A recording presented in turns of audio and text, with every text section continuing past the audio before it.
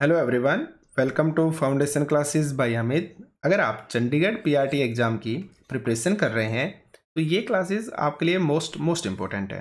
आज के सेशन में हम चंडीगढ़ पीआरटी एग्ज़ाम से रिलेटेड जो मोस्ट इम्पोर्टेंट क्वेश्चंस हैं उनको देखने वाले हैं, तो आप सेशन में एंड तक बने रहिएगा। इसलिए अगर आप चैनल पर न्यू हैं तो चैनल को सब्सक्राइब कर लें, बेल आइकन पर प्रेस कर ऑल नोटिफिकेशन को आप ऑन कर दें। अगर आपको किसी तरह का कोई डाउट है, कोई इश्यू है, कुछ पूछना चाहते हैं तो आप इस कॉन्टैक्ट नंबर पे व्हाट्सएप मैसेज कर सकते हैं। साथ में हमारा जो टेलीग्राम ग्रुप है उसको आप ज्वाइन कर लीजिए। टेलीग्राम ग्रुप का जो लिंक है वो आपको इसी वीडियो के डिस्क्रिप्शन में मिल जाएगा।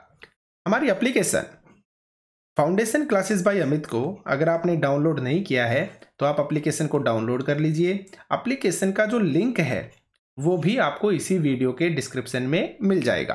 आगे बढ़ते हैं। देखिए, चंडीगढ़ एग्जाम से रिलेटेड जो आपका पीआरटी का एग्जाम है उससे रिलेटेड हमने एक ऑनलाइन बैच को स्टार्ट कर रखा है जो आपको मात्र 699 रुपये में मिल जाएगा।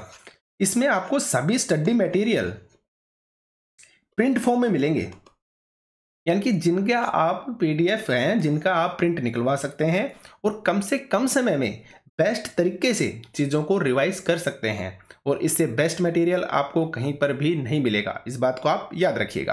तो चलिए आज के सेशन को हम स्टार्ट करते हैं।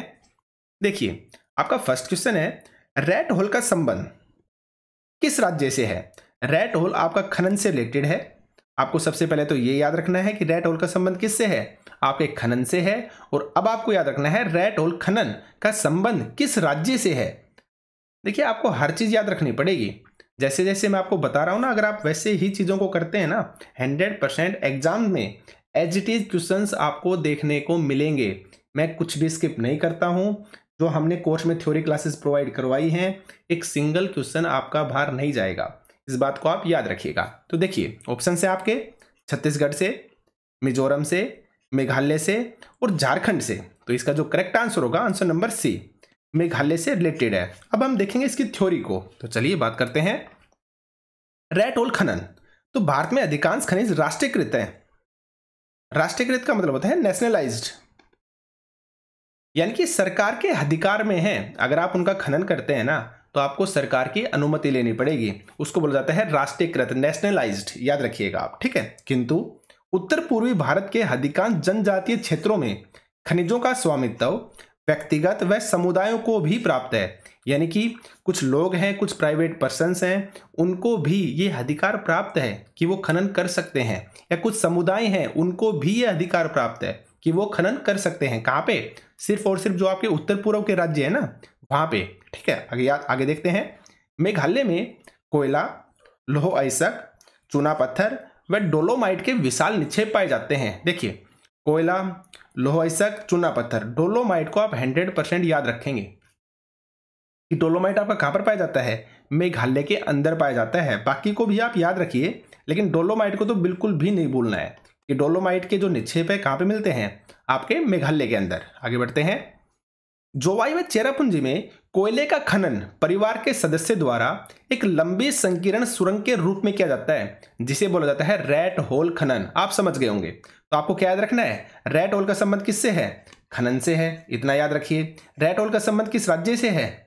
आपके मेघालय से है। और रैट होल का संबंध किस खनिज के साथ है?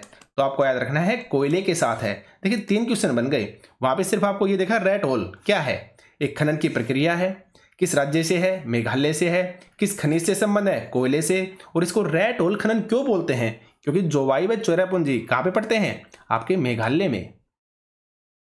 जोवाई व चेरापूंजी में कोयले का खनन किसी एक पर्टिकुलर जो परिवार है ना, उसके सदस्यों के द्वारा किया जाता है, एक लंबी संकीर्ण सुरंग के रूप में। तो इसलिए इसको बोला जाता है रैट होल खनन। आप समझ गए होंगे। आगे बढ़ते हैं। नेक्स्ट क्वेश्चन है आपका, मोनाजाइट रेत में निम्नलिखित में से कौन सा खनिज पाया जाता है? तो सबसे पहले तो आपको यह याद रखना है कि जो मोनाजाइट रेत है इसका संबंध किस राज्य से है? आपके केरल राज्य से। यानी कि आपको याद रखना है जो मोनाजाइट रेत है वो कहां पे मिलती है? आपके केरल राज्य में मिलती है। और जो मोनाजाइट रेत है इसमें कौन सा खनिज पाया जाता है? अब ऑप्शंस को देखिए, खनिज तेल, थोरियम, कोयला और यूरेनियम। तो इसका जो करेक्ट आंसर हो जाएगा, आंसर नंबर बी, थोरियम। अब एक्सप्लेनेशन को देखते हैं हम। यूरेनियम और थोरियम जो झारखंड और राजस्थान की अरावली पर्वत श्रृंखला में पाए जाते हैं का प्रयोग परमाणु अथवा आणविक ऊर्जा के उत्पादन में किया जाता है। किसमें? आपकी जो परमाणु ऊर्जा बनाई जाती है या फिर जो आणविक ऊर्जा बनाई जाती है अणुओं से, परमाणुओं से, उनके उत्पादन में यूज करते हैं हम किसका? यूरेनियम का और थोरियम का। अब देखिए आगे, ये आपका मोस्ट इंपोर्टेंट है और यही आपका आंसर है कि केरल में मिलने वाली मोनाजाइट रेत में कौन सा मिलता है? आपको थोरियम की मात्रा पाई जाती है। आप याद रखिएगा। आगे बढ़ते हैं। नेक्स्ट क्वेश्चन है आपका, दुर्ग बस्तर चंद्रपुर पेटी का संबंध किस खनिज से है? देखिए सीधा और सिंपल सा आंसर है, आपको 100% याद रखना है और विद डिटेल याद रखना है। चलिए मैं आपको पहले एक्सप्लेनेशन दिखा देता हूं कि दुर्ग बस्तर चंद्रपुर पेटी, यह पेटी महाराष्ट्र व छत्तीसगढ़ राज्यों के अंतर्गत पाई जाती है। कहां पे? महाराष्ट्र व छत्तीसगढ़ राज्यों के अंतर्गत पाई जाती है। तो छत्तीसगढ़ के बस्तर जिले में बेलाडीला पहाड़ी श्रृंखलाओं में अति उत्तम कोटि का हेमेटाइट पाया जाता है।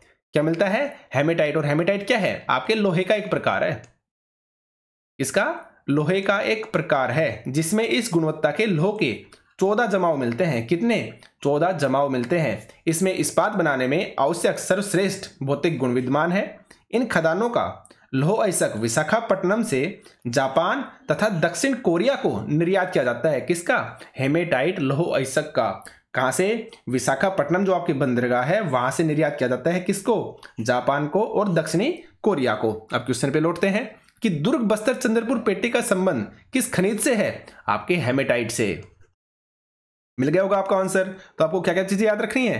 कहां पे मिलती है ये पेटी? महाराष्ट्र और छत्तीसगढ़ में। महाराष्ट्र और छत्तीसगढ़ के अंदर कौन सा खनिज मिलता है? हेमेटाइट खनिज मिलता है। और इसका निर्यात कहां पर करते हैं? जापान को व दक्षिण कोरिया को।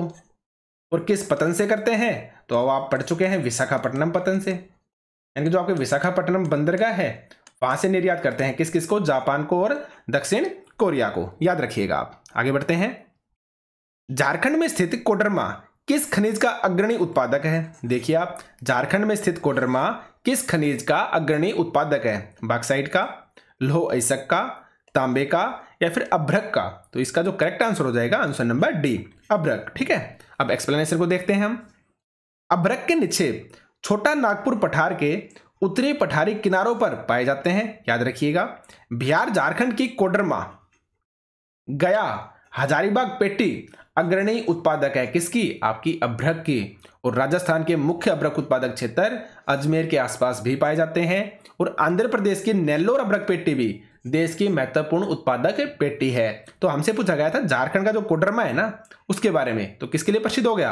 आपका अभ्रक के लिए। आप याद रखिएगा। आगे बढ़ते हैं। कौन सा खनिज अपक्षयित पदार्थ के अवशिष्ट भार को त्यागता हुआ चट्टानों के अपघटन से बनता है? मोस्ट इंपोर्टेंट क्वेश्चन है, आपका पहले भी पूछा जा चुका है तो फिर से आपका पूछा जाएगा कि कौन सा वह खनिज है जो अपक्षयित पदार्थ, यानी कि जो पेड़ पौधे हैं उनसे जो नष्ट हो गए, नष्ट हुए जो पदार्थ होते हैं उनसे, उनके अवशिष्ट से भार को त्यागता हुआ चट्टानों के अपघटन से बनता है। ऑप्शंस देखिए आप, कोयला, सोना, जस्ता या फिर तांबा। तो यहां पे जो आपका करेक्ट आंसर हो जाएगा आंसर नंबर ए, क्या होगा? कोयला। एक्सप्लेनेशन को देखते हैं हम। भारत में कोयला बहुतायत में पाया जाने वाला जीवाश्म ईंधन है, यानी कि जीवों से मिलता है ना हमें, तो जीवाश्म ईंधन हो गया। यह देश की ऊर्जा आवश्यकता का महत्वपूर्ण भाग प्रदान करता है। भारत अपनी वाणिज्यिक ऊर्जा आवश्यकताओं की पूर्ति हेतु मुख्यतः कोयले पर निर्भर है। अब ये वाणिज्यिक ऊर्जा क्या होती है? वाणिज्यिक ऊर्जा का मतलब होता है जो ऊर्जा व्यापार के लिए प्रयोग की जाती है ना। वाणिज्य का मतलब क्या होता है? व्यापार होता है। तो वाणिज्य वह ऊर्जा जो व्यापार के लिए प्रयोग की जाती है ना, आपकी वाणिज्यिक ऊर्जा कहलाती है। तो भारत अपनी वाणिज्यिक ऊर्जा आवश्यकताओं की पूर्ति हेतु मुख्यतः कोयले पर निर्भर है। कोयले का निर्माण पादप पदार्थों के लाखों वर्षों तक संपीड़न से हुआ है। इससे पादप पदार्थों के लाखों वर्षों तक संपीड़न से, तो वही चीज तो मैंने बताई है ऊपर कि वो जीवाश्म ईंधन है, पेड़ पौधे हो गए, उनके गलने सड़ने से, यानी कि अपक्षयित पदार्थों के अपघटन से, वही चीज मैंने आपको स्टार्टिंग में बताई थी।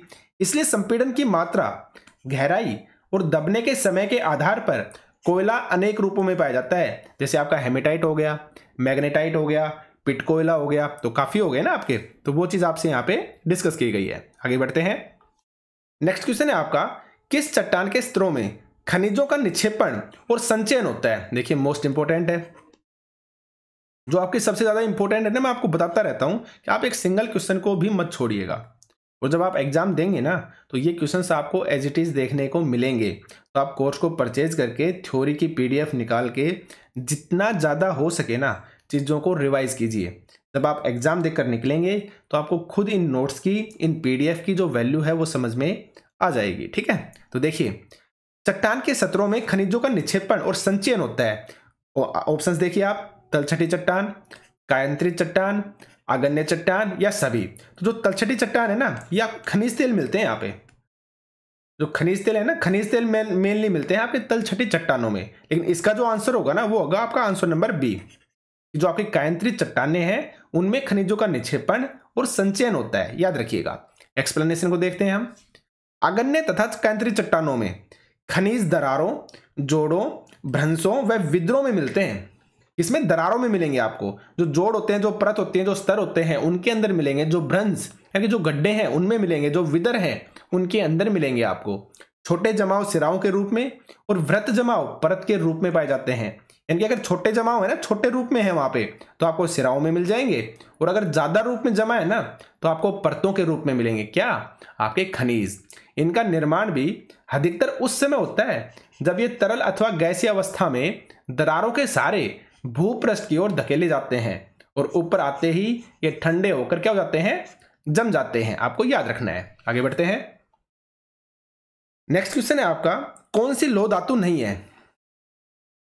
देखिए ये क्वेश्चन देखने में सबसे ज्यादा इजी लगते हैं, लेकिन रियल में सबसे ज्यादा आपके कंफ्यूजिंग होते हैं। अगर आप ईमानदारी से इसका आंसर देंगे ना तो आप कमेंट सेक्शन में कमेंट करके बताना कि कितने लोगों का ये क्वेश्चन सही हुआ है, उन्होंने करेक्ट आंसर दिया है, क्योंकि 100% ये कंफ्यूजिंग क्वेश्चन है।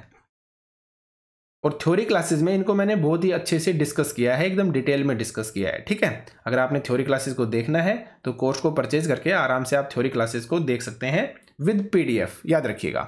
तो लौह धातु नहीं है हमसे पूछा था। ऑप्शंस देखिए आप, तांबा, मैग्नीज, निकल या फिर कोबाल्ट। तो यहाँ पे जो आपका करेक्ट आंसर होगा ना, आंसर नंबर फर्स्ट होगा। क्या हो जाएगा? तांबा। अब एक्सप्लेनेशन को देखते हैं हम। अहलो खनिज, ये भाई जो तांबा है अहलो में आता है ना, आपका लोहे का थोड़ी ना है, ये चुंबक को अपनी ओर आकर्षित थोड़ी ना करेगा या ना उससे दूर भागेगा। तो देखिए भारत में अहलो खनिजों की संचित राशि व उत्पादन अधिक संतोषजनक नहीं है, यानी कि ज्यादा नहीं है। यद्यपि ये खनिज जिनमें तांबा, बॉक्साइट, जस्ता, सीसा और सोना आते हैं। अब मेनली इनके नाम आप याद रखना, ये आपके जो अहलो खनिज होते हैं ना उनके अंदर आता है जिनके अंदर लोहा नहीं होता। तांबा, बॉक्साइट, जस्ता, सीसा और सोना आते हैं। धातु शोधन, इंजीनियरिंग व विद्युत उद्योगों में महत्वपूर्ण भूमिका निभाते हैं। कौन से? ये वाले खनिज आपके, तांबा, बॉक्साइट, जस्ता, सीसा और सोना, याद रखिएगा। भारत में तांबे के भंडार व उत्पादन न्यून है। न्यून का मतलब हो गया कम, कम मात्रा में है आपके तांबे के भंडार भारत के अंदर, याद रखिए आप। आगे बढ़ते हैं।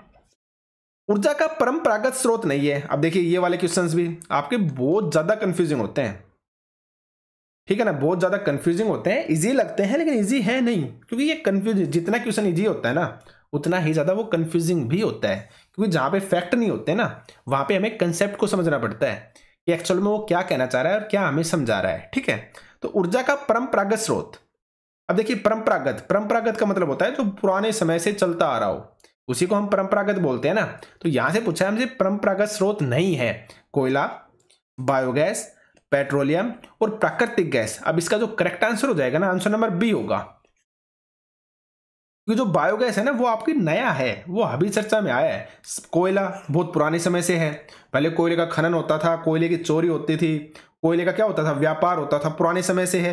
पेट्रोलियम, हमेशा से पेट्रोल आपका निकला है जमीन से। ठीक है, प्राकृतिक गैस, तो पेट्रोल है उसके साथ प्राकृतिक गैस भी निकलती है। ठीक है, लेकिन जो बायोगैस है ना वो आपका नया कॉन्सेप्ट है, तो इसलिए ये परंपरागत स्रोत नहीं है। आपको याद रखने की मैं ट्रिक बता रहा हूं, परंपरागत याद रखना, परंपरा।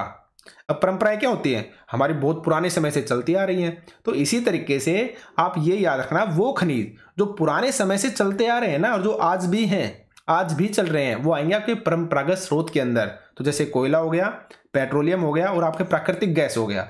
अगर मैं बात करूं सौर ऊर्जा, जैसे सौर ऊर्जा हो गई आपकी, पवन ऊर्जा हो गई, आपकी ज्वारीय ऊर्जा हो गई, तो ये सारे क्या है, ये आपके नवीन है, ये नए हैं, तो ये आएंगे आपके अपरंपरागत के अंदर, आपके अपरंपरागत के अंदर आएंगे, सौर ऊर्जा, पवन ऊर्जा, ये सब। तो यहां पे जो आपका करेक्ट आंसर होगा ना, आंसर नंबर बी हो जाएगा, बायोगैस। अब एक्सप्लेनेशन को देखते हैं हम। परंपरागत साधनों में लकड़ी, उपले, कोयला, पेट्रोलियम, प्राकृतिक गैस तथा विद्युत, यानी कि दोनों जल विद्युत व ताप विद्युत सम्मिलित होते हैं। लेकिन गैर परंपरागत साधनों में सौर ऊर्जा, पवन ऊर्जा, ज्वारीय ऊर्जा, भूतापीय ऊर्जा, बायोगैस तथा परमाणु ऊर्जा शामिल किए जाते हैं। तो आपको मिल गया ना बायोगैस। तो हमसे यही पूछा था कि ऊर्जा का परंपरागत स्रोत नहीं है, यानी कि परंपरागत नहीं का मतलब क्या हो गया, आपका अपरंपरागत है, यही मतलब हुआ ना। तो इसमें क्या जाएगा, आपका बायोगैस आंसर आ जाएगा, क्योंकि ये सारे क्या है आपके, कोयला, पेट्रोलियम, प्राकृतिक गैस क्या है आपके परंपरागत हैं, सौर ऊर्जा, पवन ऊर्जा, ये सब क्या है आपके अपरंपरागत हैं, याद रखिएगा आप। आगे बढ़ते हैं। उद्योगों में किस प्रकार के लोहे का प्रयोग सबसे अधिक किया जाता है। भाई लोहे के प्रकार हमने जस्ट पहले देखे हैं, मैंने बताया ना, जैसे हेमेटाइट हो गया, आपका मैग्नेटाइट हो गया, आपका लिख रखा है, जैसे सीडेराइट हो गया, लिमोनाइट हो गया, आपका जैसे पिट है, तो पिट तो आपका कोयला है, वो तो लोहा नहीं है, चलो ठीक है। तो देखिए इसमें जो करेक्ट आंसर क्या हो जाएगा आपका, हेमेटाइट। तो जो हेमेटाइट जो लोहा है उसका आपका सबसे ज्यादा यूज किया जाता है किसके अंदर, उद्योगों के अंदर, यानी कि जो आपके औद्योगिक कारखाने हैं जहां पे चीजों को बनाया जाता है, तो वहां पे सबसे ज्यादा जो लोहा यूज किया जाता है वो आपका हेमेटाइट होता है। चलिए हम एक्सप्लेनेशन को देखते हैं। हेमेटाइट सर्वाधिक महत्वपूर्ण औद्योगिक लोहा हिस्सा है जिसका अधिकतम मात्रा में उपभोग हुआ है। क्या हुआ है, अधिकतम मात्रा में उपभोग हुआ है, यानी कि यूज हुआ है, किंतु इसमें लोहांश की मात्रा मैग्नेटाइट की अपेक्षा थोड़ी सी कम होती है। कितनी होती है, 50 से 60%। क्या पाया जाता है आपका, लौह अयस्क पाया जाता है, लोहांश पाया जाता है, लौह के अंश पाए जाते हैं हेमेटाइट में, कितने 50 से 60%। और सबसे ज्यादा किसमें मिलते हैं, आपके मैग्नेटाइट में, याद रखिएगा। लेकिन आपके औद्योगिक के अंदर सबसे ज्यादा जो यूज होता है वो आपका हेमेटाइट ही होता है। तो इन चीजों को आप याद रखिएगा। आगे बढ़ते हैं। कृष्णा गोदावरी बेसिन किस खनिज के भंडारों के लिए प्रसिद्ध है। देखिए कृष्णा गोदावरी आपको अच्छे से पता है, तो कृष्णा गोदावरी का जो बेसिन है किस खनिज के भंडारों के लिए प्रसिद्ध है। ऑप्शंस को देखिए आप, लौह अयस्क के लिए, अभ्रक के लिए, प्राकृतिक गैस के लिए, या फिर कोयले के लिए। तो यहां पे जो हमारा करेक्ट आंसर हो जाएगा ना, आंसर नंबर सी होगा। इसके लिए प्राकृतिक गैस के लिए। हम एक्सप्लेनेशन को देखते हैं। कृष्णा गोदावरी नदी बेसिन में प्राकृतिक गैस के विशाल भंडार खोजे गए हैं। किसके, प्राकृतिक गैस के पश्चिमी तट के साथ। अब ये आपका भारत है, तो ये आपका क्या होता है, ये आपका पश्चिमी तट है, ये आपका क्या है, पूर्वी तट है, ठीक है। तो पश्चिमी तट के साथ मुंबई हाई। अब मुंबई हाई कहां पर पड़ता है, आपका यहां पे पड़ेगा, यहाँ पे आपका गुजरात है ना, गुजरात के बाद यहाँ पे क्या है आपका महाराष्ट्र है, ठीक है। तो महाराष्ट्र में पश्चिमी तट के साथ मुंबई हाई और सन्निध क्षेत्रों को खंबात की खाड़ी में पाए जाने वाले तेल क्षेत्र संपूरित करते हैं। यानी कि आपका तेल क्षेत्र कौन सा हो गया, आपका मुंबई हाई हो गया, खंबात की खाड़ी में भी आपको मिलेंगे। और इसके अलावा देखिए आप प्राकृतिक गैस के बारे में देखिए आप कि अंडमान निकोबार द्वीप समूह भी महत्वपूर्ण क्षेत्र है जहां पर प्राकृतिक गैस के विशाल भंडार पाए जाते हैं। तो एक तो आपका कृष्णा गोदावरी नदी बेसिन हो गया और एक आपका अंडमान निकोबार द्वीप समूह। आपको दोनों ही याद रखने हैं जहां पे आपके प्राकृतिक गैस के विशाल भंडार पाए जाते हैं, ठीक है। तो देखिए ये आपके क्वेश्चंस थे, तो ये आपके मोस्ट इंपॉर्टेंट क्वेश्चंस हैं, इनको आप रिवाइज करते रहिए और विद कंसेप्ट चीज़ों को रटने की कोशिश मत कीजिए, उन्हें समझने की कोशिश कीजिए विद डायग्राम। अगर थ्योरी के अंदर, अगर आपको ज्योग्राफी के अंदर अगर आपको डायग्राम याद है ना, अगर आपको मैप याद है ना, तो चीज़ें आपके लिए काफ़ी ईजी हो जाएंगी। तो थ्योरी क्लासेस में हमने विद मैप चीज़ों को अच्छे से डिस्कस किया है। तो अगर आपको थ्योरी क्लासेस देखनी है तो आप कोर्स को परचेज करके विद PDF आप आराम से उन क्लासेस को देख सकते हैं। तो आज के सेशन में सिर्फ और सिर्फ इतना ही था। आज के लिए आपका धन्यवाद, थैंक यू।